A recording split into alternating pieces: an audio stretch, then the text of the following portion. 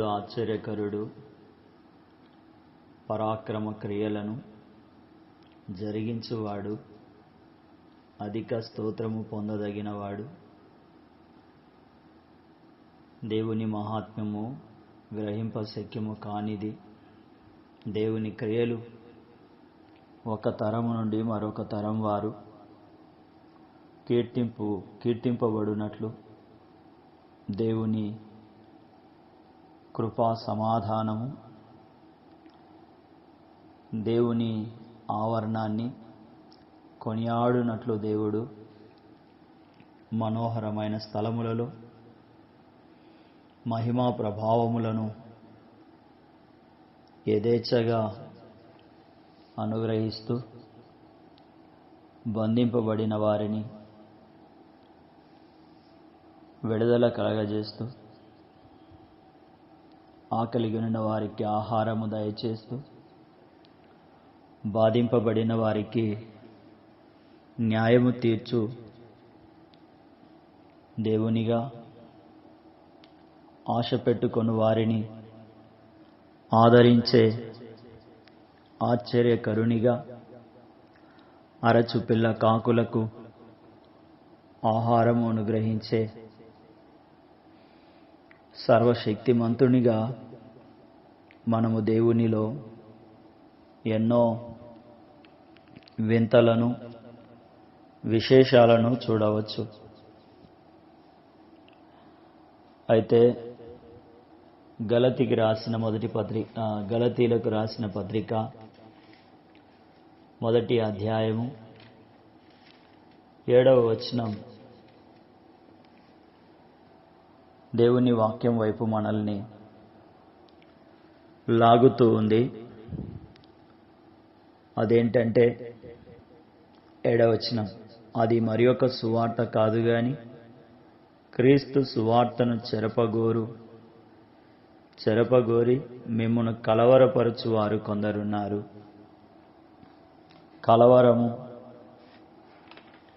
కలవరాలు చాలా ఉన్నాయి. అయితే వాటిని 2 విధాలుగా మనము చూడవచ్చు. మొదటిది భౌతిక సంబంధమైన కలవరము, రెండవది ఆత్మ సంబంధమైన కలవరము. ఆత్మ సంబంధమైన కలవరము నీతిమంతులు, భక్తి గలవారము అనుకునే వారి జీవితంలో కనిపిస్తూ ఉంటాయి. భౌతిక సంబంధమైన కలవరము ఈ భూమి మీద ఉన్నంత కాలము మనల్ని దర్శిస్తూనే ఉంటుంది. ఏదో ఒక సందర్భంలో మనల్ని బాధ పెడుతూనే ఉంటుంది. గలతీలకు రాసిన పత్రిక 5వ అధ్యాయము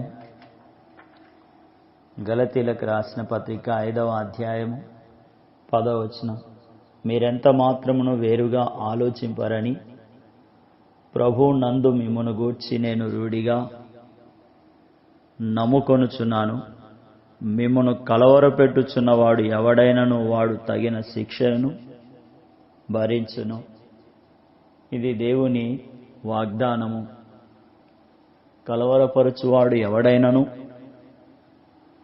అటివానిని దేవుడు విడిచిపెట్టడు.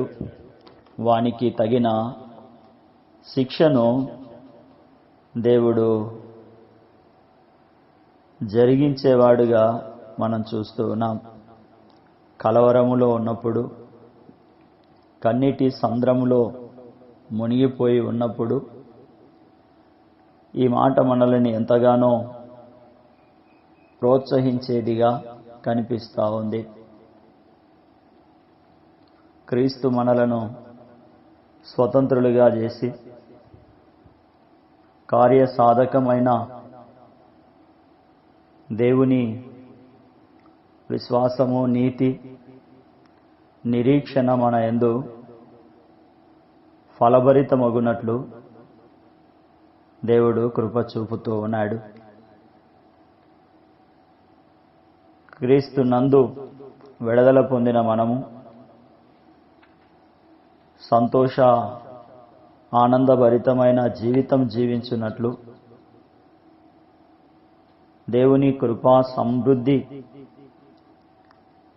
మనలని ఎత్తిపట్టుకొనుట చూస్తూ ఉన్నాం. బాహ్య సంబంధమైన కలవరమైన, అంతరంగ సంబంధమైన కలవరమైన ఎట్టిదైనను దాని నుండి విమోచించు దేవుణ్ణే మనము ఇక్కడ చూస్తా ఉన్నాం. మిమ్మును కలవరపరుచుచున్నవారు కొందరున్నారు అని పౌలు ఆరంభిస్తూ ఉన్నాడు. మిమ్మును కలవరపరుచువారు కొందరున్నారు అంటే కలవరాలు ఉన్నాయి. ఎటు చూసినా యుద్ధాలు,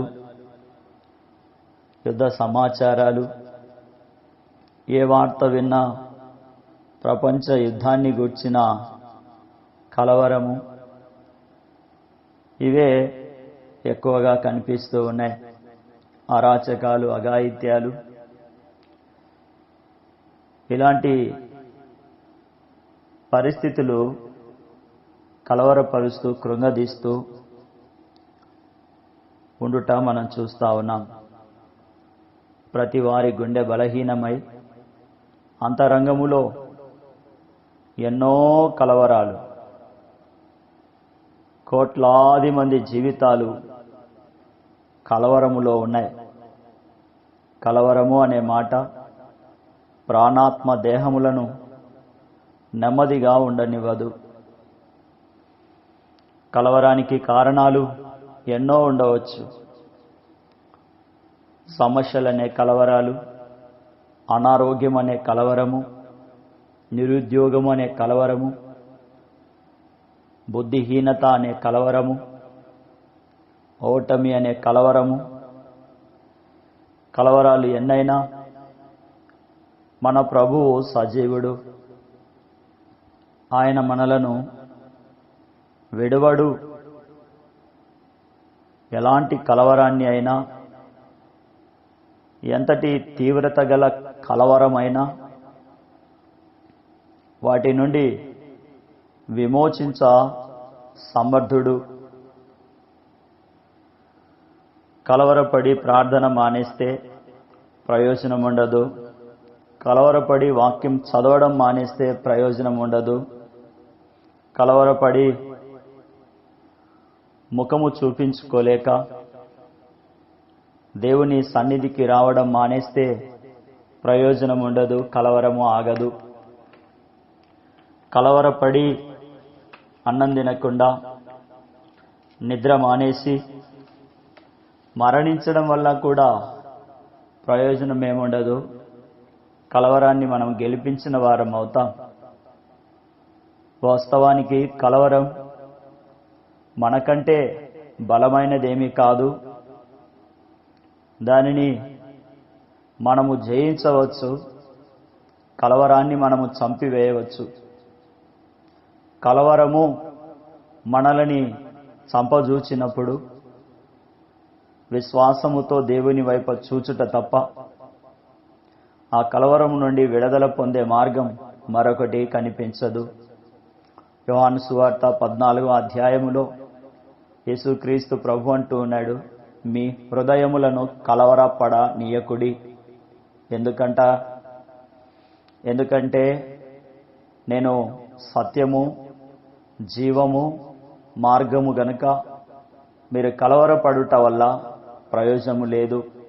మీరు కలవరపడకుండా మిమ్మును మీరు నిబ్బరపరుచుకొని నా మార్గములో, నా జీవములోనికి, నా ద్వారా కలిగే యేసుక్రీస్తు ప్రభు ద్వారా కలిగే సత్యములోనికి వచ్చినప్పుడు కలవరము కంటికి కనిపించనంత దూరముగా పరుగుదీస్తుంది. పిల్లలు పాడైపోవడానికి కారణం ఒక సర్వే వెల్లడించింది. పిల్లలు చెడిపోవడానికి కారణం యవనస్తులు అలక్ష్యంగా, నిర్లక్ష్యంగా, భవిష్యత్తును గూర్చిన ఆలోచన లేకుండా ఉండడానికి కారణం తల్లిదండ్రులే అని ఒక సర్వే నిరూపించింది. దాదాపుగా 70% పిల్లలు చెడిపోవడానికి సరైనటువంటి గమ్యము లేకుండా, సరైనటువంటి ఆలోచన లేకుండా, సరైనటువంటి వైఖరిని లేకుండా ఉండడానికి కారణం పిల్లలు ఒకానొక సమయంలో కలవరపడి మరి జీవితాన్ని అనే యాత్రను ముగించడానికి కారణం తల్లిదండ్రులే అని ఆ సర్వే వెల్లడి చేస్తా వచ్చింది. కనుక మనం ఒప్పుకొని పశ్చాత్తాపముతో దేవుణ్ణి సన్నిధిలో క్షమించమని వేడుకొనే వారముగా ఉండాలి. వారి కొరకై ప్రార్థించే వారముగా, వారిని విచారించే వారముగా, వారిని ఆదరించి వారి కొరకు ప్రార్థించే వారముగా మనం ఉండాలని దేవుని వాక్యం మనతో మాట్లాడుతూ ఉంది. డబ్బులు కట్టి, వేలకు వేలు కట్టి చాలా మనం నేర్పిస్తూ ఉంటాం వాళ్ళు బాగుండాలని. అయితే ఒక భక్తుడు అన్నాడు, ఆ దైవజనుడు మరి ఏమన్నాడంటే, ఉచితమైన దేవుని వాక్యాన్ని నేర్పించడము ద్వారా నిశ్చయముగా నీ పిల్లలు బాగుపడతారు అని. నేను కూడా చదివినాను, సత్యమే అని తెలుసుకున్నాను. దేవుని వాక్యాన్ని నేర్పించడము ద్వారా, దేవుని సన్నిధిలో ప్రార్థించుట నేర్పించడం ద్వారా,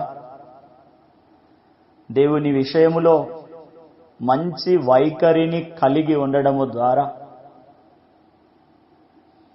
వారి జీవితాలు విజయ పదములో ఉంటాయి అని నేను అర్థం చేసుకున్నాను. కనుక మనము పని అని, ప్రయాణమని, సేవ అని వారి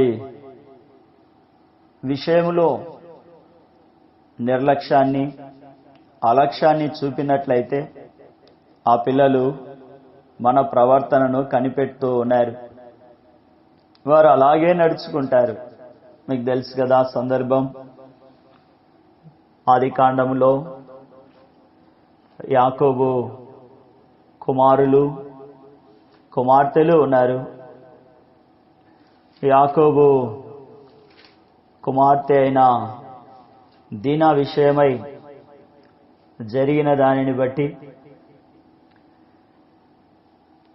బాధలో ఉన్నారు, నిరుత్సాహంలో ఉన్నారు, కృంగుదలలో ఉన్నట్లుగా ఆదికాండం 34వ అధ్యాయంలో మనం చూస్తాం. అవమానకరమైన కార్యమును బట్టి, చేయరాని పని వారి చెల్లెలి జీవితంలో జరుగుటను బట్టి సంతాపముతో, మిగుల కోపముతో ఉన్నట్లుగా మనకు కనిపిస్తూ ఉంది. అయితే సిమియోను, లేవి వారిద్దరు ఏం చేసినారంటే, ఈ షెకెము ఇంటి వారితో అన్నారు, మీరు సున్నతి లేని వారు అని, సున్నతి పొందాలి అని చెప్పినారు. ఆ మాటలు షెకెము ఇంటి వారికి ఎంతో ప్రేమగా అనిపించినాయి. మరి యాకోబు గుర్తించలేదు. పిల్లలు ఎంత సమాధానముగా జరిగిన దాన్ని మర్చిపోయి వీరిని ప్రేమిస్తా ఉన్నారు అని యాకోబు తలంచినాడు. అయితే యాకోబు తలంచే సమయముకు కలిగిన ఆ ఆదరణ. ఇంతలోనే సిమియోను, లేవి కపటముతో, పగతో, ద్వేషముతో వారి షెకెము ఇంటి వారి పట్ల జరిగించినట్లుగా మనకు ఈ 34వ అధ్యాయంలో కనిపిస్తుంది. చూడండి, పిల్లలు తల్లిదండ్రులను ఎంత కలవరపరుస్తారంటే మనం ఊహించలేము, లెక్క కట్టలేము. అయితే దేవుని అనుగ్రహము, దేవుని కాపుదల యాకోబు ఇంటి వారి ఎడల ఉంది గనక వారు ప్రయాణమైపోయినప్పుడు దేవుని భయము వారి చుట్టూ ఉన్న పట్టణాల మీద ఉన్నట్లుగా 35వ అధ్యాయం 5వ వచనంలో మనం చదువుతాం. యాకోబు కుమారులను, యాకోబును ఎవరు తరమలేకపోయినారు. కారణం బేతేలు దేవుని యొక్క కాపుదల, బేతేలు దేవుని యొక్క నడిపింపు, బేతేలు దేవుని యొక్క భద్రతా వలయములో యాకోబు ఇంటి వారు ఉన్నట్లుగా మనం చూస్తూ ఉన్నాం. కాబట్టి ఈ సందర్భం మనకు జ్ఞాపకం చేస్తూ ఉంది, మన పిల్లలు మనల్ని కలవరపరిచేవారుగా ఉన్నారు కనుక వారి కొరకు ప్రార్థించేవారముగా, వారికి వాక్యాన్ని నేర్పించేవారముగా, వారిని బట్టి మనము కలవరపడకుండానట్లు వారిలో పగ, ద్వేషము, అసూయ, శరీర సంబంధమైన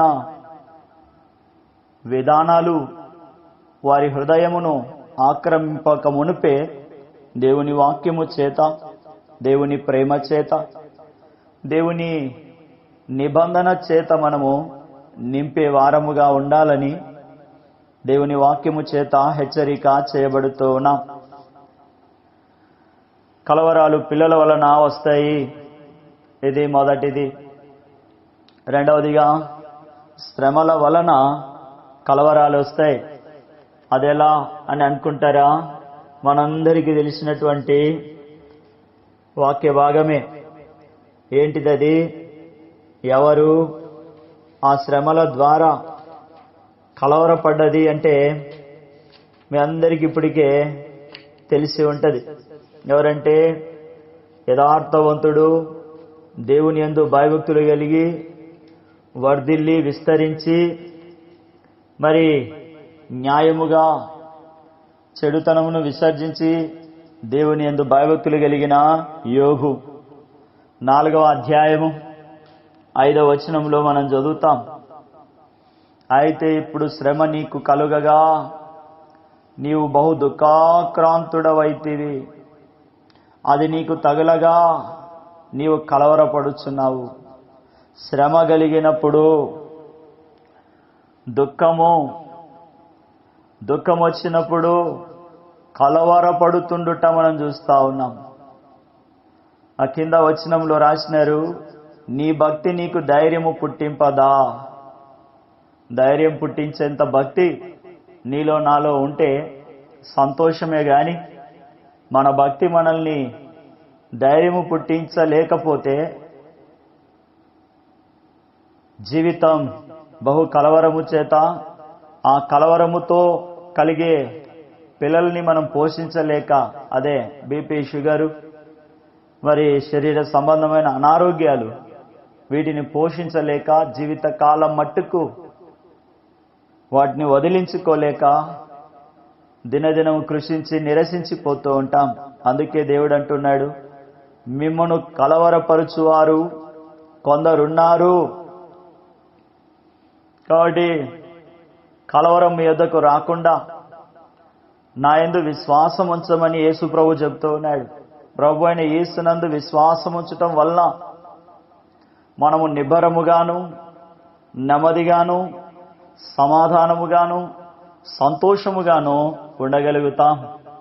మరే దేవుణ్ణి ముఖాముఖిగా చూసి దేవుని సన్నిధిలో 40 రాత్రులు 40 పగళ్ళు ఉండి దేవుని చేతి రాత అయినటువంటి నిబంధన పలకలను మోసుకొని వచ్చి దేవుని శక్తి చేత, దేవుని ప్రేమ చేత, దేవుని బలము చేత ఇశ్రాయేలు ప్రజలను ఐగుప్తు నుండి వాగ్దాన దేశం వైపు నడిపించిన మోషే కష్టం వచ్చినా నష్టం వచ్చినా ఆకాశం వైపు చూచినప్పుడు దేవుడు ప్రత్యక్షమై మోషేతో మాట్లాడుతూ వచ్చినాడు. అలాంటి మోషే ఇశ్రాయేలు ప్రజలను అరణ్యములో విడిచి దేవుని సన్నిధికి కొనిపోబడినాడు.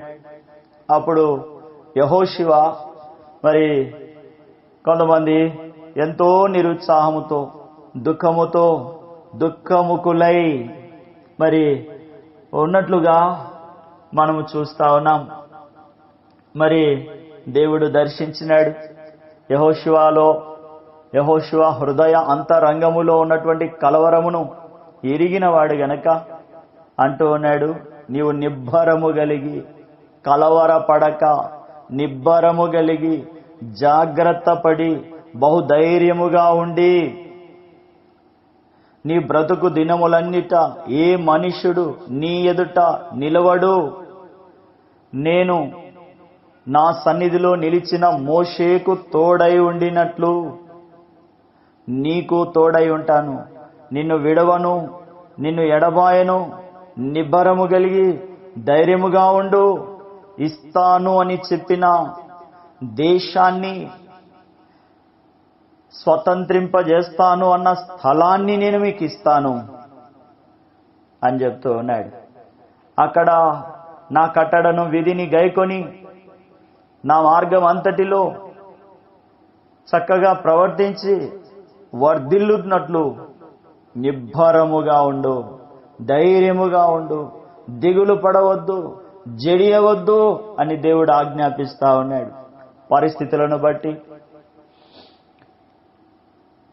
కలవరపడకుండా, కృంగిపోకుండా, నిరుత్సాహపడకుండా దేవుని వాక్యం వైపు, దేవుని మాట మీద విశ్వాసం ఉంచవలసిన వారముగా ఉన్నాం. డాక్టర్ చెప్తేనే మనము నమ్ముతా ఉన్నాం. డాక్టర్లకే డాక్టర్, ప్రభువులకే ప్రభు, రాజులకే రాజు, మార్పు లేనివాడు, యుగాయుగములు ఉన్నవాడు, సజీవుడైన దేవుడు అంటున్నాడు, నిన్ను విడవను, నిన్ను ఎడబాయను, నీతో ఉంటాను, నిన్ను నడిపిస్తాను, నిన్ను ఆదరిస్తాను, నిన్ను స్వస్థపరుస్తాను, నిన్ను లేవనెత్తుతాను. నిబ్బరము కలిగి జాగ్రత్తగా బహుధైర్యముగా ఉండు అని దేవుడు చెప్తూ ఉన్నాడు. నీవు బ్రతుకు దినములన్నిటను ఏ మనుష్యుడు నీ ఎదుట ఉండకుండా, నీ బ్రతుకు దినములన్నిటిలో ఏ వార్త నిన్ను కృంగదీయకుండా, నీ బ్రతుకు దినములన్నిటిలో ఏ రోగము నిన్ను కలవరపరచకుండా నిన్ను విడవను, నిన్ను ఎడబాయను అంటా ఉన్నాడు. నీ బ్రతుకు దినములన్నిటిలో ఎట్టిదైనను ఎటువంటిదైనను నీ ఎదుటకు రాకుండా నేను కాపుగాస్తాను, నిశ్చయముగా నేను కాపుగాస్తాను అని దేవుడు చెప్తూ ఉన్నాడు. కనుక దేవుని వాక్యం మీద, దేవుని మాట మీద, దేవుని సన్నిధి మీద మనం విశ్వాసం ఉంచి ముందుకు సాగిపోయే వారముగా ఉండాలి. కలిగిన పరిస్థితులను బట్టి, ఖర్చయిపోతూ ఉన్న డబ్బులను బట్టి నిరాశ చెందక, నిట్టూర్పు విడవక, ప్రభు అయిన యేసు నందు విశ్వాసం ఉంచడమే మన ఎదుట ఉన్నటువంటి సరి అయిన మార్గము. శ్రమల్లో సంతోషించే ఆత్మీయ స్థాయికి మనము ఇంకా ఎదగలేదు. 4:3 ఎలీఫజు యోబుతో అన్న మాటలు, అనేకులకు బుద్ధి చెప్పినావు, అయితే నీకు కలగగా. చూడండి, ఎలీఫజ్ అంటా ఉన్నాడు, అనేకులకు మరి బుద్ధి చెప్పినావు, అనేకులకు నేర్పించినావు. నీకు శ్రమ కలిగినప్పుడు నీ భక్తి మరి నిన్ను ధైర్యపరిచేదిగా ఉందా లేదా అంటా ఉన్నాడు. ఎలీఫజు మాటలు మనకిక్కడ కనిపిస్తూ ఉన్నాయి. నిజంగా మన అంతరంగ జీవితం మనల్ని బహుగా కృంగదీసేదిగా, నిరుత్సాహపరిచేదిగా ఉంది. జ్ఞాపకం చేసుకో,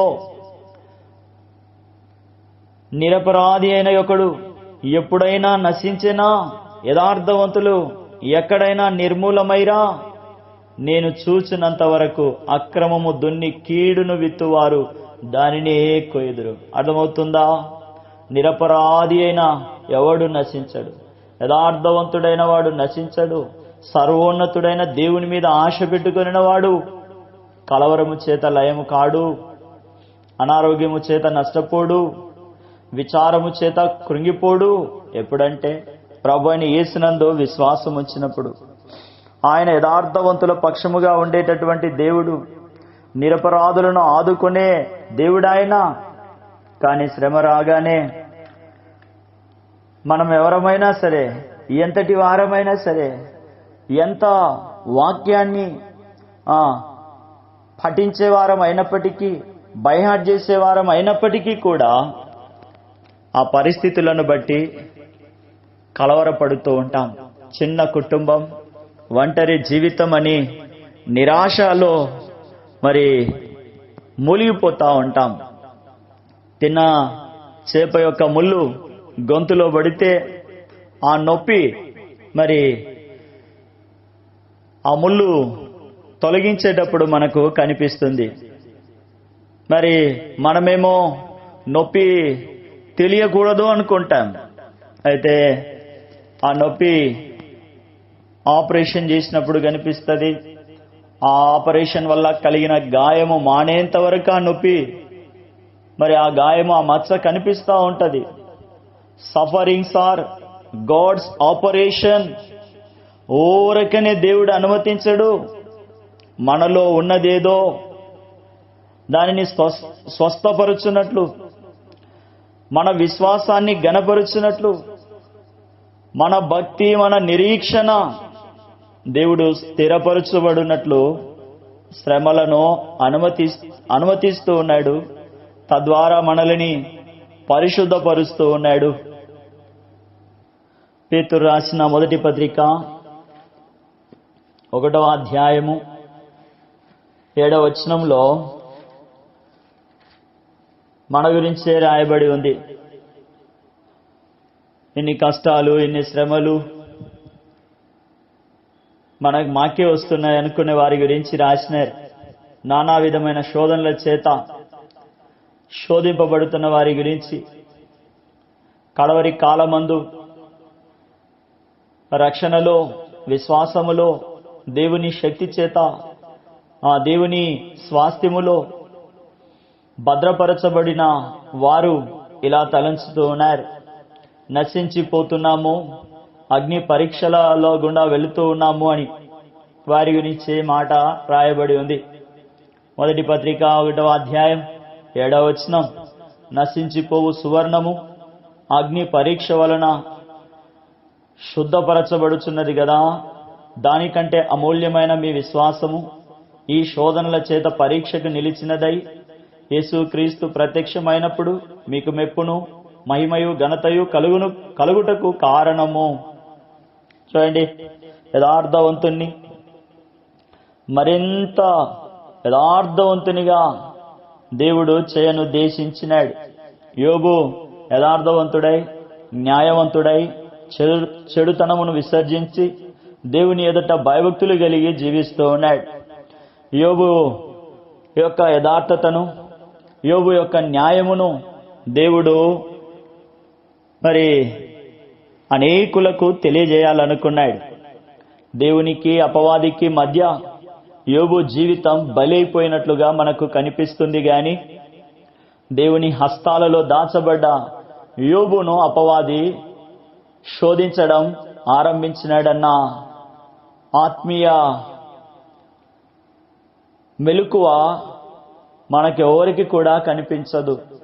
దేవుణ్ణే అపవాది శోధించడానికి వెనకాడలేదు. అయితే దేవుడు ఆ శోధనలన్నిటిలో కూడా యోబు మనస్సును, యోబు హృదయాన్ని స్థిరపరిచినట్లుగా మనం చూస్తాం. దేవుడు అనుమతించినాడు. చివరికి యోబు ఏం నేర్చుకున్నాడు, ఏం తెలుసుకున్నాడు, ఏం మాట్లాడుతా ఉన్నాడు? ఆ శ్రమలో, ఆ కలవరములో, ఆ నొప్పిలో, ఆ బాధలో యోబు ఏం మాట్లాడుతున్నాడంటే, నా బుద్ధికి మించిన సంగతులను మరి యోబు అనుభవపూర్వకంగా చెబుతూ ఉన్నాడు కదా. మనకు కూడా తెలుసు, హల్లెలూయా పాడేదా అనే సియోను గీతాల్లో ఉన్న పాట.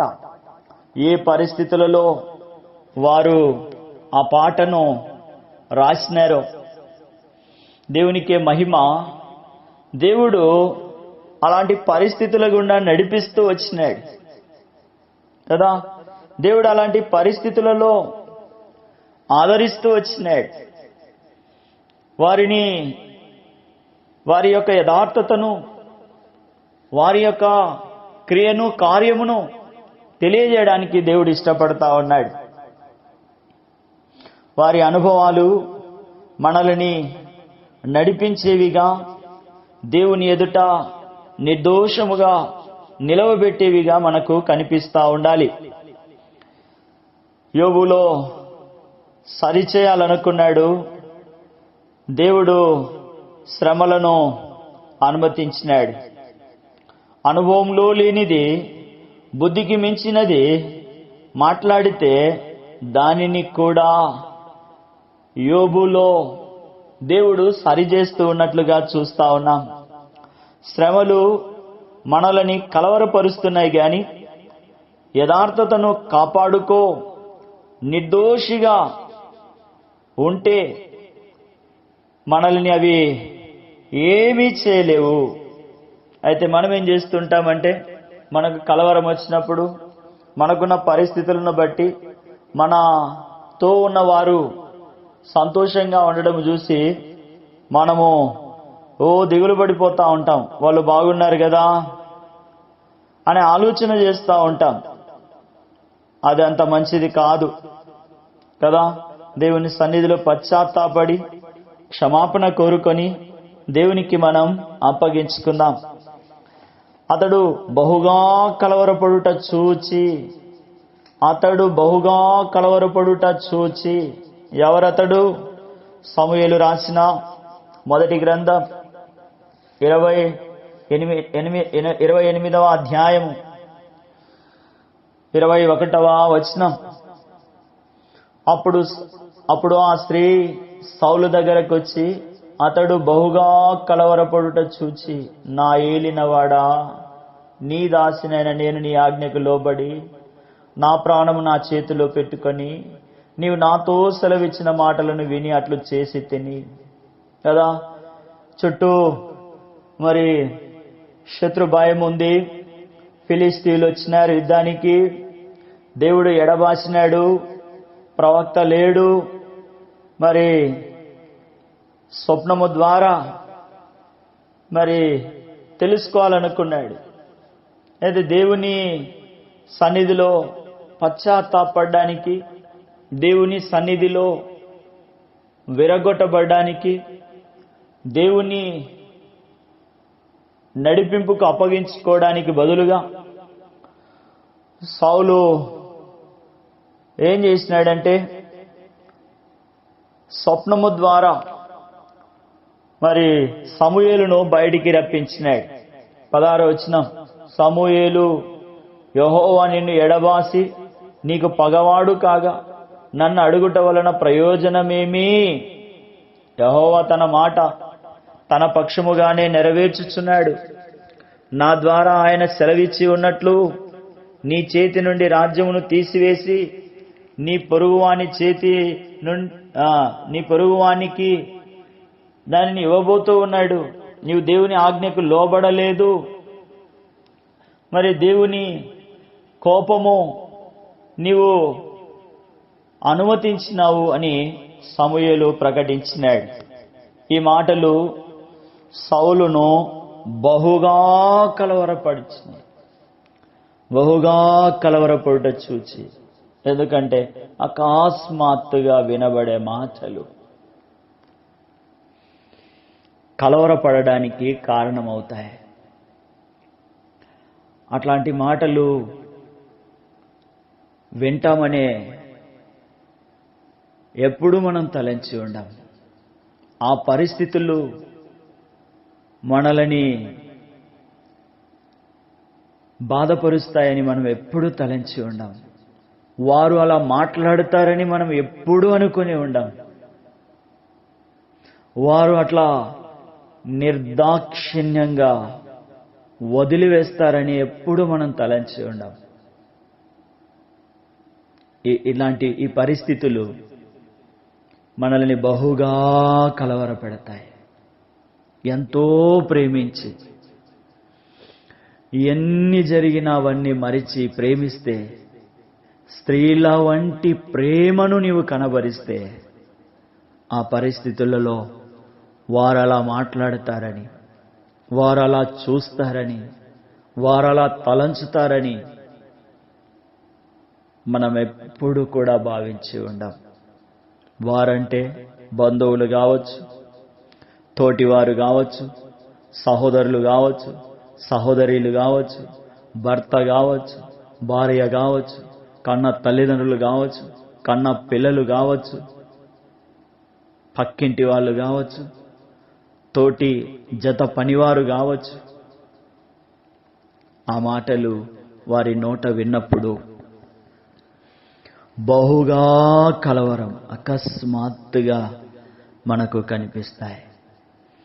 సౌలు దేవుణ్ణి విడిచిపెట్టి చాలా కాలం అయిపోయింది. యెషయా ప్రవక్త హిజ్కియా దగ్గరికి వచ్చి, సమయం అయిపోయింది, ఇల్లు చక్కబెట్టుకో అన్నాడు. ఒక ప్రవక్త తన దగ్గరకు వచ్చి అలాంటి మాట చెబుతాడని హిజ్కియా ఎప్పుడు తలంచి ఉన్నాడు. ఆ మాట విన్నప్పుడు బహుగా కలవరపడి గోడ తట్టు ముఖము తిప్పుకొని కన్నీళ్లు విడిచినాడు. దయతో కృపతో జ్ఞాపకం చేసుకోమన్నాడు. వాళ్ళు ఇట్లా చేసినారు, వీళ్ళు ఇట్లా చేసినారు, ఆయన వచ్చి ఇట్లా చెప్పినాడు అని ఆలోచన విడిచిపెట్టి దేవుని వైపే చూసినాడు. దయతో హిజ్కియా రాజు, ఇశ్రాయేలు మొదటి రాజైన సౌలు అలా చేయలేకపోయినాడు. దేవుడు విడిచిపెట్టి చాలా కాలమైందని దురాత్మ బహుగా వెరపిస్తున్నటువంటి సంగతి ఎరిగి కూడా దేవుని వైపు చూడలేకపోయినాడు. నిర్లక్ష్యం.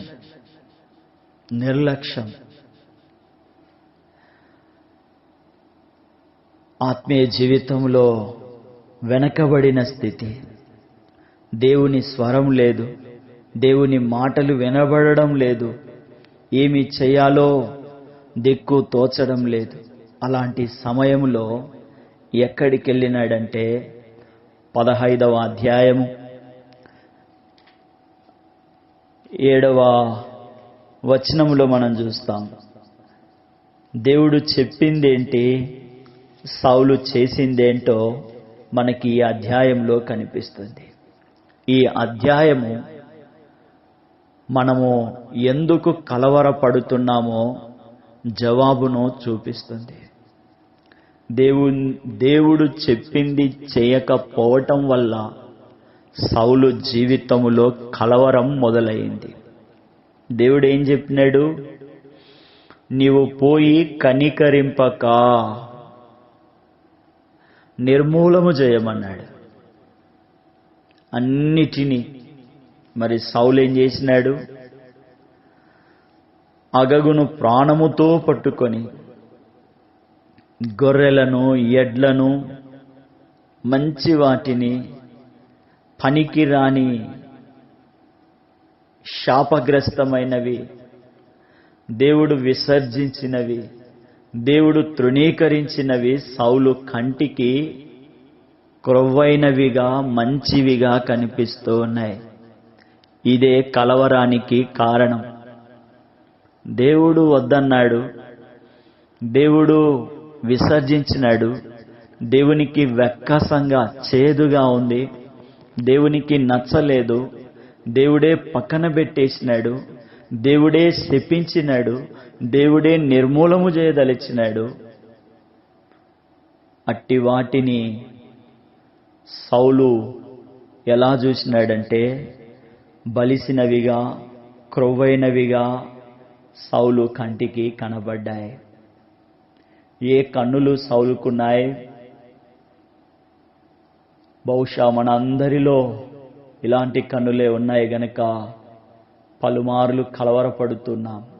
కలవరము కలిగిన ప్రతిసారి వాక్యాన్ని చదవకుండా, కలవరము కలిగిన ప్రతిసారి కన్నీళ్లు విడిచి, కలవరము కలిగిన ప్రతిసారి అన్నం తినకుండా, నిద్రపోకుండా, దేవుని ఇంటికి రాకుండా, దేవుని సహవాసాన్ని విడిచిపెడుతూ ఉన్నాం. దేవుని సహవాసము ఎంత ఆదరిస్తుందంటే, ఎంత ప్రోత్సహిస్తుందంటే, నిన్ను విడవడు, నిన్ను ఎడబాయను, నిశ్చయముగా నేను నీకు తోడై ఉండి నీవు చక్కగా జాగ్రత్తగా నడుచుకొనున్నట్లు దివారాత్రములు దేవుని కనుదృష్టి మన మీద ఉంది. దేవుడు చెప్పిందొకటి, సౌలు చూసి చేసిందొకటి కదా. శరీరము మరి అవి మంచివి అని చెప్పింది. శరీరము దేవుని ఆజ్ఞను అతిక్రమించినట్లు, దేవుని మాటను పాటించకుండా దేవునికి విరోధముగా జీవించున్నట్లు చేస్తుంది. దేవుడిచ్చిన అధికారాన్ని, దేవుడిచ్చిన స్వాస్థ్యాన్ని కోల్పోయే విధంగా శరీరము నడుచుకునేటట్లు చేస్తుంది. ఇప్పుడు దేవుని స్వరము లేదు, దేవుని మాటలు లేవు, ఏం చేయాలో దిక్కుదోచడం లేదు. యుద్ధానికి వచ్చినారు, అమాలేకీయులు వచ్చినారు, ఫిలిస్తీయులు వచ్చినారు, ఏం చేయాలో అర్థం కావడం లేదు. దేవుని స్వరం వినపడడం లేదు. ఎటు పోవాలో, ఆ సమయంలో ఎక్కడికి వెళ్ళాలో, ఎలా దేవుని సన్నిధిని, దేవుని ప్రత్యక్షతను పొందాలో సౌలుకు అర్థం కావడం లేదు. ఇదే కలవరం కదా. ఇలాంటి పరిస్థితులు మన ఎదుట ఉన్నప్పుడు, ఇలాంటి పరిస్థితులు మనల్ని మింగజూచినప్పుడు, మన కొరకు సిలువలో, సిలువే ఆ సిలువ నీడే, సిలువలో చెదగదొక్కిన ప్రభు హస్తం మనల్ని ప్రోత్సహించి నడిపించేదిగా కనిపిస్తూ ఉంది. సిలువ నీడలోకి, సిలువ వెలుగులోనికి, సిలువ ద్వారా కలిగే నెమ్మదిలోనికి మనము రావాలని దేవుని వాక్యము హెచ్చరిక చేస్తూ ఉంది. చూడండి, 28వ అధ్యాయము 19వ వచనములో ఏం చేస్తున్నాడంటే, నిన్నును ఇశ్రాయేలీయులను ఫిలిష్తీయుల చేతికి అప్పగించును, నీవును నీ కుమారులు నాతో కూడా ఉందురని సౌలుతో సమూయేలు చెప్పినాడు. దేవుడు చెప్పిన మాట రేపే చివరి దినం, అకస్మాత్తుగా వినబడిన మాట సౌలు కలవరానికి కారణమైంది. దేవునికి విరోధముగా నడిచి, దేవునికి అవిధేయత చూపి, తల మీదికి కీడును, జీవితంలోకి అపజయాన్ని తెచ్చుకున్నాడు. కోరి తెచ్చుకున్నాడు. చాలాసార్లు మనం కూడా ఖర్చు పెట్టి కోరుకొని తెచ్చుకుంటా ఉంటాం కలవరాలను. నాయనా వద్దురా అన్న, ఒకడేలేనాక ఏం చేస్తాము, వానికి దోచినట్లే. అవును, ఈరోజు వానికి దోచినట్లే నువ్వు చేస్తావు, ఆ పిల్లకు తోచినట్లే నువ్వు చేస్తావు. రేపు వారు కలవరపడి నిన్ను కలవరపరిచి ఇంకా బాధ వర్ణింప శక్యము కాదు. కాబట్టి అంత్య నిష్ఠూరము కంటే ఆది నిష్ఠూరమే, ఇప్పటి నొప్పి కంటే ఆ తర్వాత కలిగే కలవరమే బహు భారభరితమైనది. ఇప్పుడైతే చటుకున తుంచేస్తే అయిపోతుంది. అయితే ఒక రోజు వస్తుంది, దేవుడు నిర్ణయించిన రోజు. ఆ రోజు ఏం చేయలేం. బహుగా వ్యాకులపడి కలవరపడి దేహాన్ని వదిలితే నా ప్రభు దగ్గరికి వెళ్తామనే నిరీక్షణ ఉంటే కలవరం ఉండదు. ప్రభు చెప్తా ఉన్నాడు, దూతతో చెప్తా ఉన్నాడు. ఏమని? మార్కు సువార్త 16వ అధ్యాయము ప్రభు చెప్తా ఉన్నాడు. 16వ అధ్యాయం 6వ వచనంలో, కలవరపడకుడి. ప్రభు దూత చెప్తా ఉంది, కలవరపడకుడి. సిలువ వేయబడిన నజరేయుడగు యేసు నందు విశ్వాసం ఉంచండి. ఆయన లేచినాడు, ఆయన సజీవుడు. ఆయన ఉంచిన స్థలాన్ని చూడండి. ఆయన ఎక్కడి నుండి వచ్చినాడో అక్కడికి వెళ్ళిపోయినాడు. ఆయన ఎందుకు కొరకు వచ్చినాడో ఆ పనిని ఆయన పూర్తి చేసినాడు. కాబట్టి మీరు కలవరపడకండి. ప్రభు దూత చెప్తా ఉన్నాడు, ఆయన సజీవుడు, ఆయన లేచినాడు. కాబట్టి లోకము పాపము వల్ల కలిగిన ఆ కలవరం అంతటి కొరకు ప్రభువు ప్రాణం పెట్టినాడు, మనల్ని విడిపిస్తూ ఉన్నాడు. కాబట్టి ఆ ప్రభువులో, ఆ సజీవునిలో, ఆ ప్రియునిలో మనము విశ్వాసం ఉంచడం వల్ల నెమ్మదిగా ఉంటాము, సమాధానముగా ఉంటాము. కలవరాలు రావని కాదు, కలవరాలు వచ్చినప్పుడు ప్రభు వైపు చూస్తే మనం ఆదరింపబడతాం, ఆ చిక్కుల నుండి విడిపింపబడతాం. దేవుని కృపచేత మనము ఆనందముతో నడిపింపబడతాం. అవమానము నిర్లక్ష్యపరచబడుతుంది.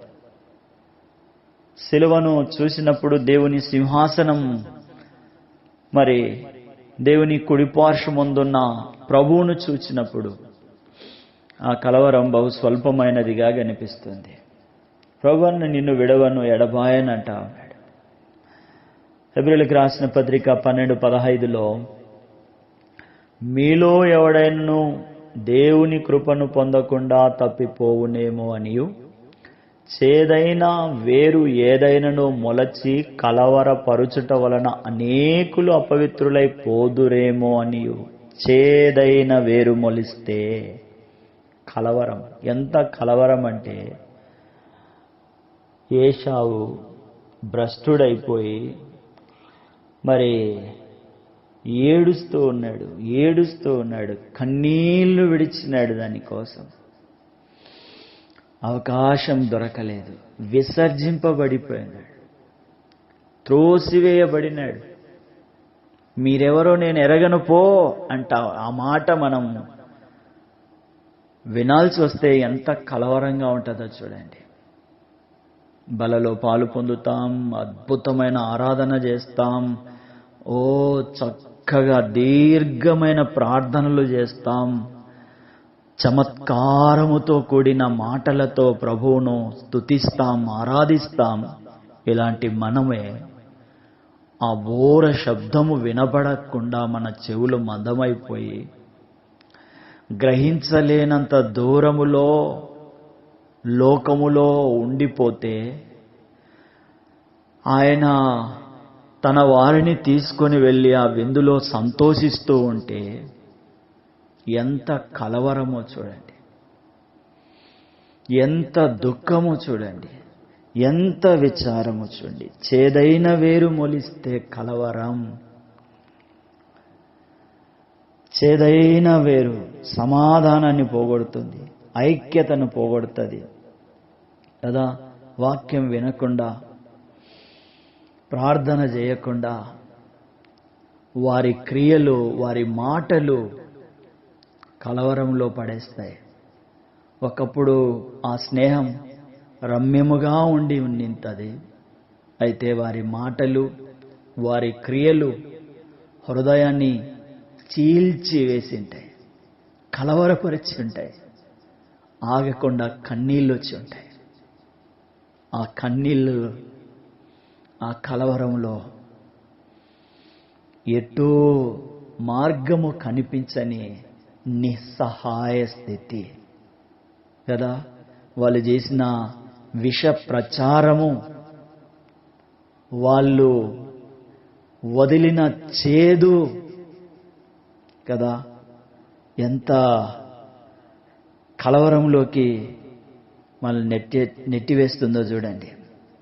ఎంతో కాలం స్నేహంగా తండ్రి కొడుకుల వలె, అన్న తమ్ముల వలె, మరి సహోదరుల వలె, ఒక తండ్రి పిల్లల వలె ఉన్న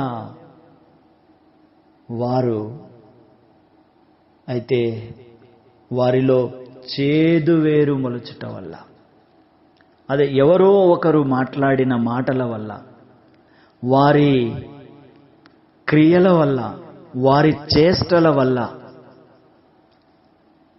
నీలో కలవరం, నీలో విచారం, నీలో బాధ. అయితే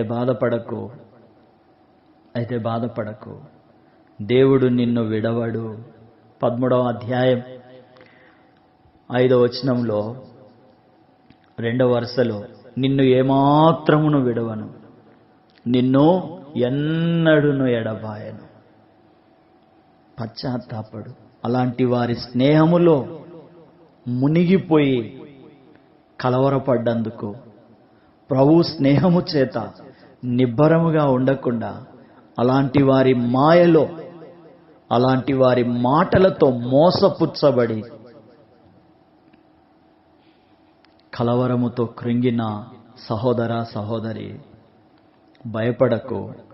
ప్రభు దగ్గర పశ్చాత్తాపడు, దేవునికి అప్పగించుకో, దేవునితో స్నేహం ఆరంభించు, దేవునితో సహవాసం కొనసాగించు కదా. యెషయా గ్రంథం 21వ అధ్యాయం 4వ వచనంలో రాసినారు, మై హార్ట్, నా హృదయము బహుగా కలవరపరుచు, మహాభయము నన్ను కలవరపరుస్తున్నది. మై హార్ట్ బ్రేవ్డ్ అని రాసినారు. మహాభయము నన్ను కలవరపరుస్తూ ఉంది కదా. చూడండి, బెదిరింపులు కలవరపరుస్తాయి, మందిరాలను కూల్చుతాయి, ఆత్మ మందిరాలు భవిష్యత్తును నిలువున చీల్చేస్తాయి. కారణం వారి క్రియలు, వారి స్నేహం, వారి మాటలు. పరిశుద్ధ గ్రంథముతో పరిచయం, పరిశుద్ధ గ్రంథముతో ప్రయాణం, పరిశుద్ధ గ్రంథములోని దేవునితో సహవాసం, పరిశుద్ధ గ్రంథములోని దేవునితో నిబంధన నిబ్బరంలోనికి తెస్తుంది. యేసు రక్తం, ప్రభు అయిన యేసు రక్తం ప్రతి కలవరాన్ని మస్టు చేయగలదు, ప్రతి కలవరాన్ని దునుమాడగలదు, ప్రతి కలవరముని దరి చేరకుండా కొట్టివేయగా. అది ఎలాంటి కలవరమైనా. ప్రభు అన్నాడు, కలవరపడకుడి. ఓ చిన్న దోణి పెద్ద సముద్రములో అలలతో కొట్టబడతా ఉంది. నీ జీవితం అలా కొట్టబడింది, నీ జీవితం అలా కొట్టబడింది. అయితే ఆ అలలు ముంచలేకపోయినాయి, ఆ అలలు ఆ చిన్న దోణెను అణిచివేయలేకపోయినాయి. కారణం, ఆ దోణిలో సృష్టికర్త ఉన్నాడు, బాగు చేసే దేవుడున్నాడు, అలలను మించిన దేవుడున్నాడు, అధికుడున్నాడు. ఒకానొక సందర్భంలో ఈ మాటలు నన్ను బలపరిచి ప్రోత్సహించి ముందుకు నడిపించినాయి. అరే, ఎందుకిలా అయింది అని నిరాశపడ్డాను, కలవరపడ్డాను. ఎటు చూసినా అరాచకమే కనిపించింది, ఎటు చూసినా స్వార్థం. అయినా వాళ్ళకి తెలుసు అది తప్పని, అయినా మంచిగా ఇంకా ముంచాలని, ఇంకా శోధించాలని, ఇంకా నన్ను కలవరపరచడానికి. చూడండి, ఆ చిన్న దోణె కథ కాదు, ఇది వాస్తవం, యథార్థ సంఘటన. మార్కు సువార్త, మత్తయి సువార్త, లూకా సువార్తలో మీకు కనిపిస్తుంది. ఓ చిన్న దోణె పెద్ద సముద్రములో పెద్ద తుఫానుకు చిక్కి కొట్టబడతా ఉంది. అణిచివేయడానికి సముద్రము తన సర్వశక్తిని ఉపయోగించింది చిన్న దోణె మీద. దేవుడు ఊరుకుంటాడా? ఆ దోణెలో ఆ అలలను, ఆ సముద్రమును మించిన దేవుడున్నాడు. ఆయన చూస్తూ ఊరుకుంటాడా? గాలిని తుఫానును గద్దించినాడు, సముద్రాన్ని గద్దించినాడు, కలవరమును గద్దించినాడు, నశింపజేసే దానిని గద్దించినాడు. ఆయన మిక్కిలి నిమ్మలముగా మారిపోయింది. సమస్తము దేవుని ఆధీనంలోనికి క్షణాల్లో వచ్చేసింది. అది పెద్ద తుఫాన్ అయినా, పెద్ద సముద్రమైనా, ఓ పెద్ద కొండ అయినా, ఓ పెద్ద పర్వతమైనా, ఓ పెద్ద మనిషి అయినా, ఎవరైనా సరే, జెరుబ్బాబేలు నువ్వెవరైనా సరే కదా, నిన్ను విడవను ఎడబాయని అంటా ఉన్నాడు. ప్రభు అన్నాడు, చూడండి, పేతురు రాసిన మొదటి పత్రిక 5వ అధ్యాయం 8వ వచనంలో, మీ విరోధి అయిన అపవాది గర్జించు సింహము వలె మింగడానికి మీ దగ్గరకు వస్తా ఉన్నాడు. వాడు ఎప్పుడు మింగుతాడు తెలుసా? మీలో పాపం ఉంటే వాడు మింగుతాడు, పతనం ఉంటే మింగుతాడు. పాపాలు, అక్రమాలు, అన్యాయాలు ఉంటే వాడు మింగేస్తాడు. అవి మనల్ని ఏం చేస్తాయంటే కలవరపరుస్తాయి. రక్షింపబడిన మనము మరి క్రీస్తు రక్తము చేత కడగబడ్డాం. కొంతకాలం గడిచిపోయిన తర్వాత ఆ అపవాది, ఆ తంత్రగొట్టు, ఆ యుక్తిపరుడు ఏం చేస్తాడంటే, ఆరాధనలో కూర్చున్నప్పుడు, వర్తమానం వింటూ ఉన్నప్పుడు దగ్గరకు వస్తాడు. పలానా రోజు నువ్వు అలా మాట్లాడినావు కదా, అక్కడున్నావు కదా, వాళ్ళతో మాట్లాడినావు కదా, వాళ్ళ వైపు చూసినావు కదా, అది తిన్నావు కదా, అక్కడ ఇవన్నీ గుర్తు చేస్తాడు. ఇవన్నీ ఎట్లా పోతాయి? ఊరికే పోతాయి అనుకున్నావా? ఇవన్నీ క్షమించబడినాయి అనుకుంటున్నావా అని మనల్ని మోసము చేయడం ఆరంభిస్తాడు. ఇలాంటి మాటలు వినిపించి మనల్ని కలవరపరుస్తాయి. గత పతనాలు, గత పాపాలు యేసు క్రీస్తు ప్రభు ఆనాడే క్షమించినాడు. కలవరపడని అవసరం లేదు. దేవుని వాక్యం మీద మనసుంచు. అయితే వాక్యం వెళ్ళిపోతూ ఉంటుంది, ఇవి గుర్తుకొస్తూ ఉంటాయి. అవును, నా పాపాలు క్షమించబడలేదు, నేను సరిగా లేను, నేను భక్తుని కాదు, నేను నేను నేను నేను నేను అని నిదానంగా శరీరంలోకి పాయిజన్ స్లోగా ఎక్కిపోతుంది. ఇంకంతే, ఒక్కసారిగా టపామని కూలిపోతుంది. దేవుని ప్రేమను అర్థం చేసుకోక, దేవుని వాత్సల్యతను అర్థం చేసుకోక, క్రీస్తు రక్తము యొక్క శక్తిని ఎరగక, క్రీస్తు బలియాగమును మనము గ్రహించక, మరి దేవుని స్వరాన్ని వినక, దేవుని సన్నిధిని మనము ఉన్నామన్న సంగతి మరిచిపోయి, శోధనకు గురైపోయి, కలవరములో పడిపోయి, ఇంకా ఆరాధన లేదు, వాక్యము లేదు, సమాధానము లేదు, సహవాసము లేదు, సర్వింగ్ లేదు, ఇంకేమీ లేదు. వెళ్ళిపోవడమే గబక్కునంగా అక్కడి నుంచి ఎవరికి కనపడకుండా. ఇది అపవాది గర్జించు సింహము వలె ఎవరిని మింగుదునా అని కలవర పెట్టడానికి, బొట్టలో వేసుకోవడానికి, తన చుట్టూ తిప్పుకోవడానికి నీ పాపాలు క్షమింపబడలేదు, నీ అపరాధాలు నీ దోషాలు ఏవి కొట్టివేయబడలేదు, ఇంకా ఉన్నాయని మభ్యపెట్టి మోసం చేసి మనల్ని నరకానికి తీసుకుపోవడానికి వాడు ప్రయత్నం చేస్తాడు. కలవరపడని అవసరం లేదు, కన్నీళ్లు విడవాల్సిన అవసరం లేదు. మన పాపం, మన దోషం, మన అపరాధం మన కొరకు ఆయన పొందిన దెబ్బల ద్వారా మనకు స్వస్థత కలిగింది. దేవుడు క్షమించినాడు, విడిచిపెట్టేసినాడు. కాబట్టి కలవరం అవసరం లేదు. మన మనస్సాక్షి మాత్రము దేవుడు క్షమించినప్పటికీ, మన మనస్సాక్షి మాత్రము దేవుడు కరుణించినప్పటికీ, మన మనస్సాక్షి మాత్రము దేవుడు కృప చూపినప్పటికీ, మన మనస్సాక్షి మాత్రము దేవుడు దయ చూపినప్పటికీ మన మనస్సాక్షి మాత్రము క్షమించదు, కఠినంగా ఉంటుంది. మన మనస్సాక్షి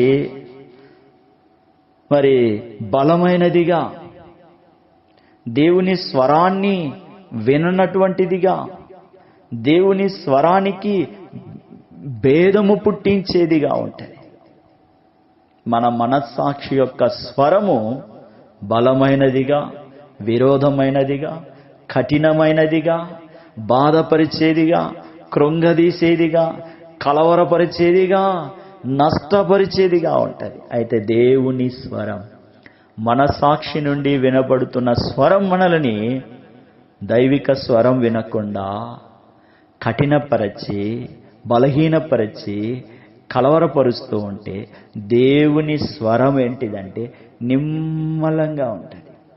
అంతరంగములో నుంచి హెచ్చరికలు కష్టంగా వస్తున్నాయంటే అది దేవుని స్వరము కాదు, అది దేవుని నోట నుండి వచ్చే మాట కాదు.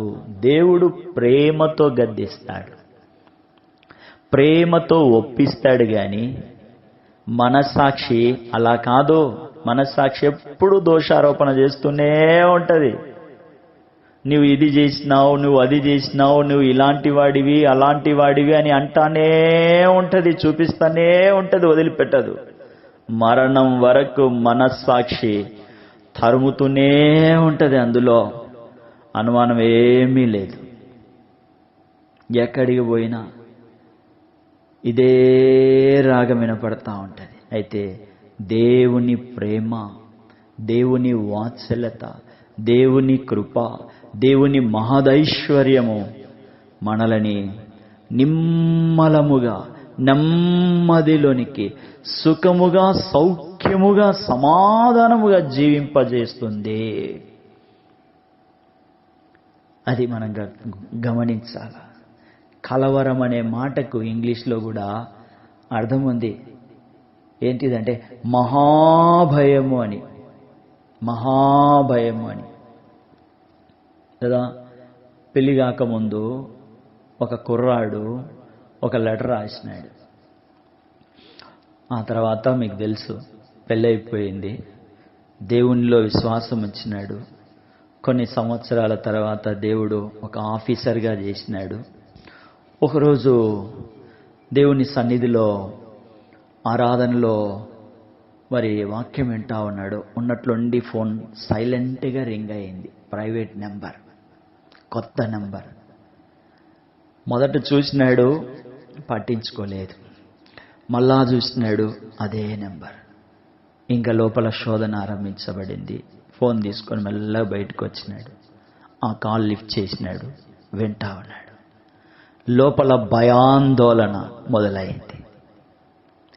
అంతరంగములోకి భయం వచ్చేసింది. మతి స్థిమితం కోల్పోతా ఉన్నాడు. తన స్థితిలో నుండి బయటికి నెట్టవేయబడతా ఉన్నాడు. చివరికి కలవరం ఆవరించింది. దుష్టుడు ఆవరించినాడు, శ్రమ పెట్టేవాడు ఆవరించినాడు, అజ్ఞాన అంధకారములు చుట్టివేసినాయి.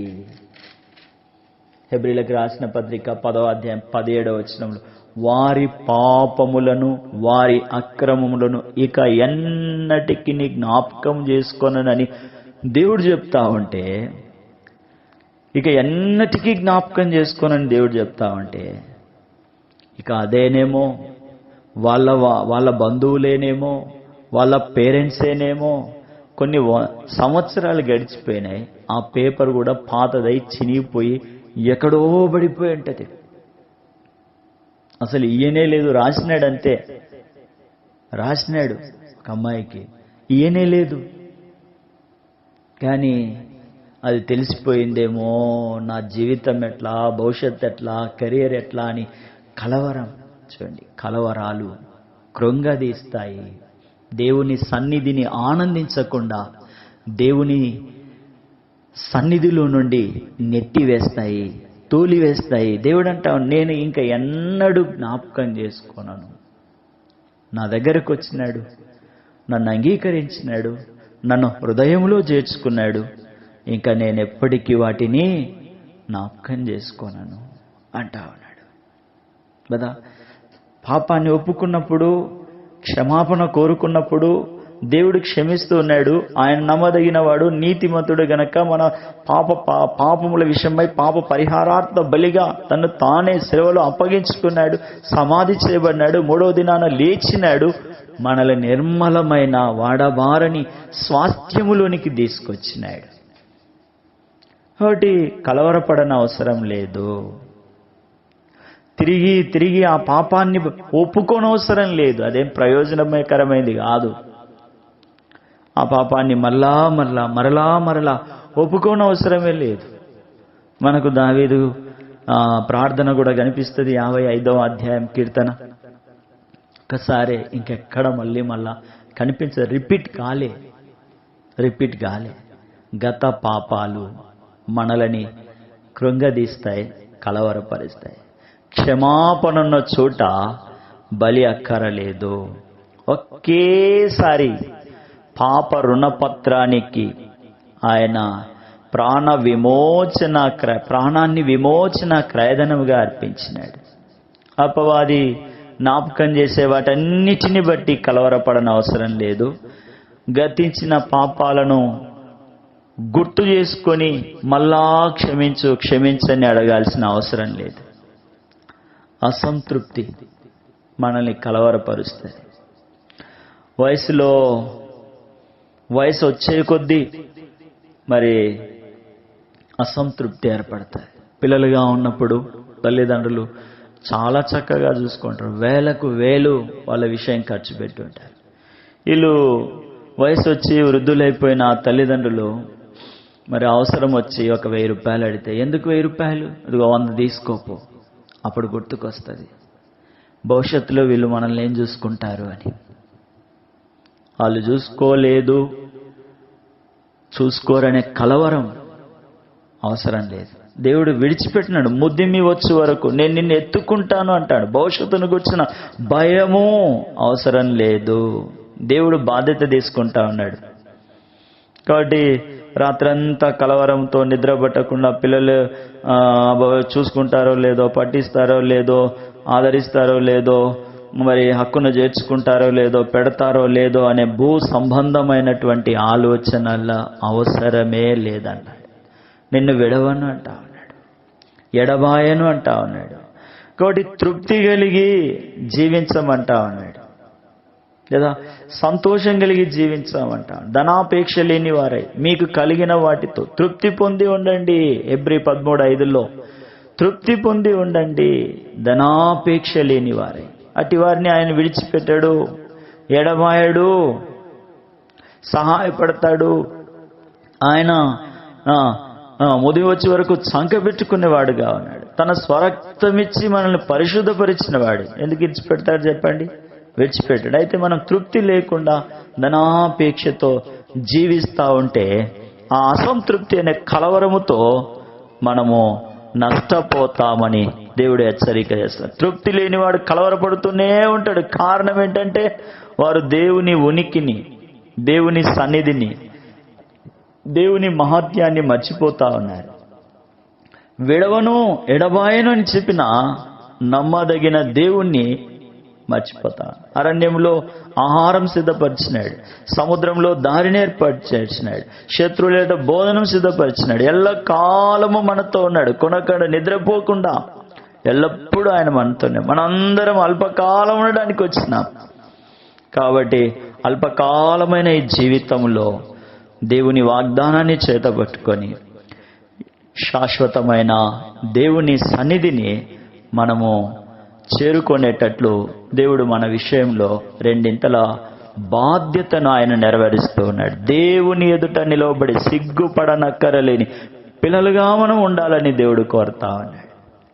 ఇంకా కొందరికి భవిష్యత్తును గూర్చినటువంటి కలవరం కదా. భవిష్యత్ అనేది భలే భయాన్ని కలగజేస్తుంది. ఒకప్పుడు మనం ఎవరిని లెక్క చేయం, అలా ఉంటాం.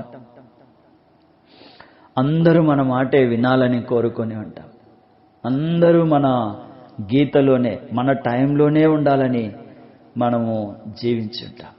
అయితే వయసు వచ్చిన తర్వాత మన మాట ఎవరు వినరు కదా. మన దగ్గరికి టైంకి ఎవరు రారు. అప్పుడు కలవరం మొదలవుతుంది, షుగర్ డౌన్ అయిపోతుంది కదా. బాత్రూంలో పడిపోతూ ఉంటారు. భవిష్యత్తును గూర్చిన భయం మనల్ని పిరికి వాళ్ళుగా చేస్తుంది. వృద్ధాప్యం మీద పడినప్పుడు మన శరీర అవయవాలు మనకు సహకరించకపోయినా మరిచిపోని దేవుని రెండు సంగతులు ఉన్నాయి. మన శరీరములో మన చెయ్యి, కాలు, మన అవయవాలు ఏవి మనకు సహకరించకపోయినా మన విషయమైన రెండంతల బాధ్యత కలిగిన దేవుని రెండు వాగ్దానాలు ఉన్నాయి. చూడండి, మత్తయి సువార్త 28:20.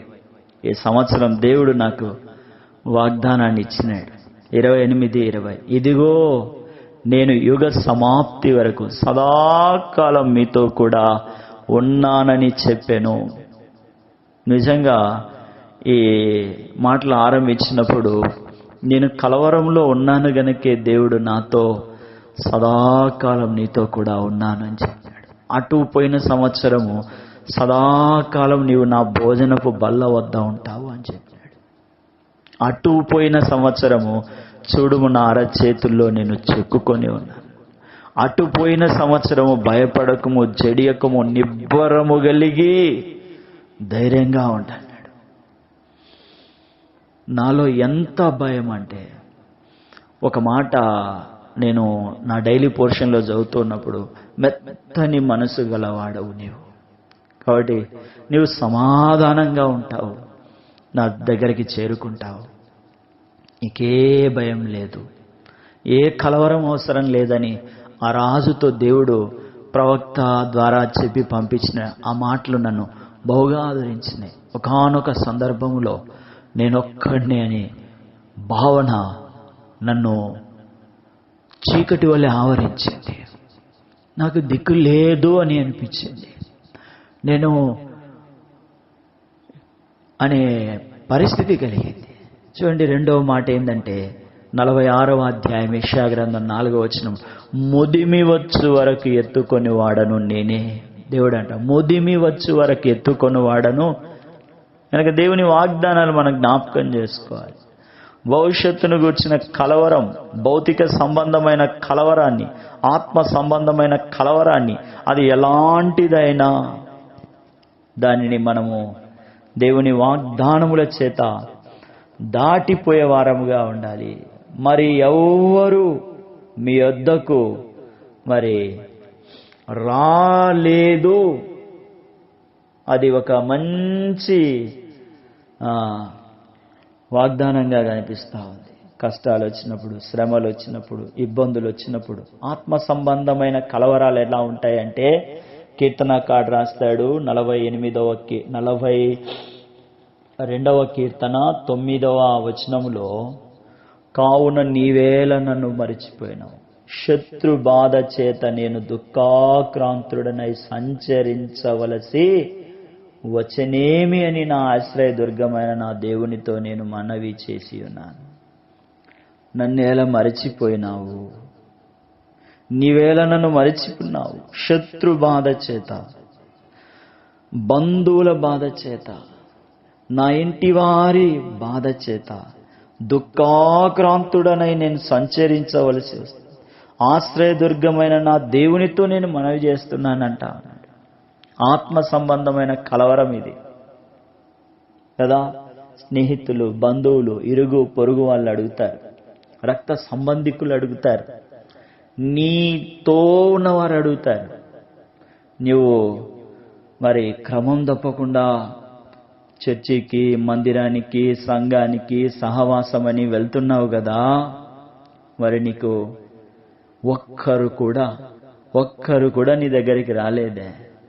ఒక్కరైనా నీ దగ్గరకు వచ్చి అంత పెద్ద సంఘం, అంత పెద్ద సహవాసం, ఇంట్లో ప్రార్థన కూడిక పెడితే, ఇంట్లో స్తుతి కూడిక పెడితే ఒక్కరన్నా వచ్చినారా? 1000 మంది ఉంటే 2000 మంది రావాలా. ఇది మన సంఘాలలో ఎందుకో తెలియడం లేదు, అర్థం కావడం లేదు. మనల్ని మనం ప్రోత్సహించుకునే వారముగా, బలపరుచుకునే వారముగా ఉండాలి. పిలిచినా పిలవకపోయినా సంఘములో అనౌన్స్మెంట్ జరిగితే వెళ్ళాలంతే. ఏదో అత్యవసరమైతే తప్ప ఫోన్ చేసి చెప్పాలా, అన్నా ఇది పరిస్థితి, అక్క ఇది పరిస్థితి అని. అంతేగాని వాళ్ళెవరో మాకు తెలియకపోవడం ఏంటి? సంఘంలో ఉన్నావా లేదా? సహవాసంలో ఉన్నావా లేదా? సమాధుల దొడ్డిలో ఉన్నావు అనుకుంటున్నావా? కాదు. దేవుడు హెచ్చరిక చేస్తా ఉన్నాడు. ఇక పశ్చాత్తాపడి ప్రభు దగ్గర సరి చేసుకొని ఇక నుంచి కలిసి ఐక్యతగా, సమాధానంగా, ఒంటరిగా చేయకుండా కలిసి ఉంటే అది బలము, సంతోషం అని చెప్తా. అంతమంది మరి ఎవరు ఆదరించే వాళ్ళు లేరు. ఈయన ఒక్కరిద్దరేనా అంత పెద్ద సంఘంలో? నీదేం భక్తి, నీదేం ప్రార్థన, నువ్వు దేవునికి ఇష్టం లేదు అని లోపల ఒకటి స్వరం ఆరంభింపబడుతుంది. నీవేళ నన్ను మరిచిపోయినావు అంటే దేవుడు మర్చిపోయినాడేమో అనే కలవరం, దేవుడు మర్చిపోయినాడేమో అనే కలవరం అంతరంగంలో విలవిలలాడిపోతా ఉంది, గుండె కొట్టుకుంటా ఉంది. కానీ దేవుడు మర్చిపోలేదు. దేవుని ఆలస్యం వెనక ఒక మంచి ఉద్దేశం ఉంది. ఆయన మర్చిపోడు. ఈ పరిస్థితుల్లో ఆయన మర్చిపోయేవాడు కాదు, నిర్లక్ష్య పెట్టేవాడు కాదు. ఈ పరిస్థితులన్నిటిలో నుండి ఆయన సమకూర్చేవాడుగా ఉన్నాడు. కాబట్టి దేవుని రక్త ప్రోక్షణలోనికి మనము వేగిరమే పరుగెత్తుకొని వచ్చేదాము గాక. ఆత్మ సంబంధమైన కలవరాల్లో మరొకటి చూద్దాం. 77వ కీర్తన 7-9 వచనాలలో ఈ విధంగా రాయబడి ఉంది. 77వ కీర్తన.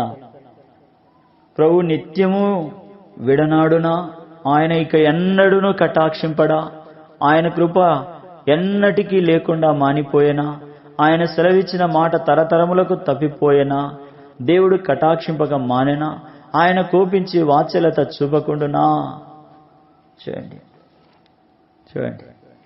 ప్రభు నిత్యము విడనాడునా, ఆయన ఇక ఎన్నడూను కటాక్షింపడా, ఆయన కృప ఎన్నటికీ లేకుండా మానిపోయేనా, ఆయన సెలవిచ్చిన మాట తరతరాలకు తప్పిపోయేనా, దేవుడు కటాక్షింపక మానేనా, ఆయన కోపించి వాత్సల్యత చూపకుండునా. ఈ వచనంలో ప్రతి ప్రశ్న ఒక ఆత్మీయ అంతరంగములోని కలవరాన్ని జ్ఞాపకం చేస్తుంది. ఇంకా ఎన్ని సంవత్సరాలు ఎదురు చూడాలా? ఇంకా ఎంతకాలం కనిపెట్టుకోవాలా? ఇంకా ఎంతకాలం ఓర్చుకోవాలా? ఇంకా ఎంతకాలం, ఎన్ని సంవత్సరాలు, ఎన్ని రోజులు భరించాలి, సహించాలి, మోయాలి? ఎందుకు నష్టము అని దేవుడు కటాక్షించడా? దేవుడు వాగ్దానం వేయడా? దేవుడు కృప చూపడా? దేవుడు వాత్సల్యత చూపడా? దేవుడు చేతబట్టుకోడా? దేవుడు ఆదరించడా? ఏంది పరిస్థితి అని నిరాశ, చాలాసార్లు విశ్వాసంలో కృంగిపోయి ఇంకా నా బతికి ఇంతే, ఇంకా నాలో ఏదైనా పాపం ఉందేమో. నిజంగా నేను ఈ పరిస్థితులు కఠినతరంగా, తీవ్రంగా ఉన్నప్పుడు ఏదో పాపము ఇంకా నాలో ఉన్నట్లుందని ప్రభువా క్షమించు క్షమించు క్షమించు అని మళ్ళా మొదలుపెట్టి, ఇంకా నాలో ఏదైనా పాపం ఉందేమో, ఇంకా ఏదైనా ఉందేమో, నాలో ఏముంది ఏముంది అని లేని వాటిని వెలుపలికి తెచ్చే ప్రయత్నం కూడా చేస్తా ఉంటాడు. అలా అన్నామేమో, ఇలా చేసినామేమో అని, దేవుడు క్షమించలేదని అలా కలవరంతో లేని వాటిని వెలుపలికి తెచ్చే ప్రయత్నం చేస్తూ ఉంటాం కదా. స్పిరిచువల్గా మనల్ని మనమే అసాసినేషన్ చేసుకుంటా ఉంటాం. ప్రభు క్షమించలేని పాపం ఏది కూడా లేదు. ఒకేసారి ఆయన శిలువలో మన సమస్త పాప దోష అపరాధములను క్షమించినాడు. క్షమించుటకు అధికారము కలిగి ఇంకెన్నడూ వాటిని జ్ఞాపకం చేసుకోకుండా యేసుక్రీస్తు ప్రభువులో కడిగి వేసినాడు. నేను విన్నాను, దానిని మీతో పంచుకునే ప్రయత్నం చేస్తాను. ఇదొక యథార్థమైన సంఘటన. ఒక పెద్ద వ్యాపారం చాలా బాగా చక్కగా జరుగుతూ ఉంది. అనుకున్న దానికన్నా అనుదినం ఆదాయము వస్తూ ఉంది. ఇంట్లో పిల్లలు బాగా మంచిగా చదువుతున్నారు. వ్యాపారంలో తండ్రికి సహాయపడతా ఉన్నారు. భార్య తోటి బంధువులు కూడా కలిసి వస్తూ ఉన్నారు. ఇవన్నీ ఆయనకి ఎంతో సంతోషాన్ని, ఆనందాన్ని ఇస్తూ ఉన్నాయి. అయితే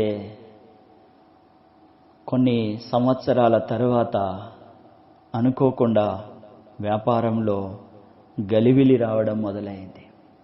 రోజు రోజుకు వ్యాపారంలో పరిస్థితులు చేదాటిపోతూ ఉన్నాయి.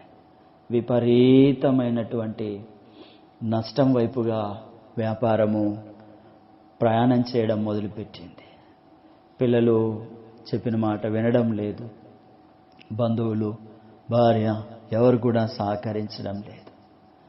ఆ సమయంలో ఆ పరిస్థితులు, ఆ వ్యాపారము, ఆ నష్టాలు, పిల్లల భవిష్యత్తు, ఇవన్నీ ఆ వ్యాపారస్తుని బహుగా కలవరపరిచినాయి. నిశ్చేష్టుడైపోయినాడు. విపరీతమైన కలవరంలోనికి వెళ్ళిపోయినాడు. ఆ కలవరముతో నొప్పి, గుండెలో నొప్పి ఎక్కువైంది. ఆ నొప్పి బ్రెయిన్లో కనిపిస్తూ ఉంది. ఉన్నట్లుండి గబాలున కుప్పకూలిపోయినాడు. వ్యాపారంలో ఉన్న పనిచేస్తున్న వాళ్ళు గబగబా ఆయన్ని హాస్పిటల్కి తీసుకెళ్ళి ఇంటి వాళ్లకు జరిగిన విషయంని ఫోన్లో తెలియజేసినారు.